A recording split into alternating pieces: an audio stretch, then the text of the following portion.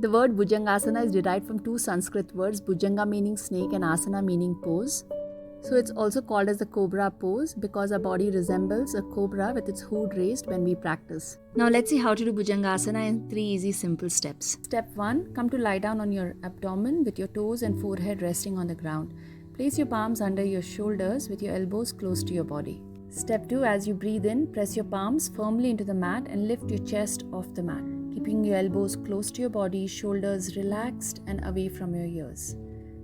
Look forward, breathe in and completely breathe out. Step 3, wherein we're going to engage our back muscles further to lift our chest even higher.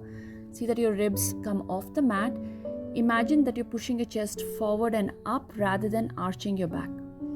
Keeping your elbows close to your body, see that your shoulders are relaxed and you maintain the distance between your ear and shoulder. Stay here, breathe in through your nose, completely exhale through your mouth, relaxing every other muscle. Here are 7 ways that you can do the pose based on the strength and flexibility of your spine.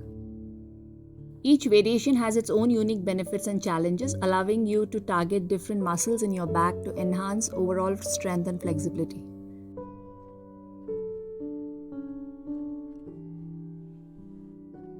If you're suffering from respiratory problems or back issues, then this asana is for you. Bhujangasana strengthens our back muscles, improving posture and reducing back pain. It increases the flexibility of our spine, promoting better mobility and preventing stiffness. This asana opens up our chest and lungs, enhancing breathing and oxygen intake. It not only stimulates the digestive organs, but engaging our core in this pose helps to tone and strengthen our abdominal muscles.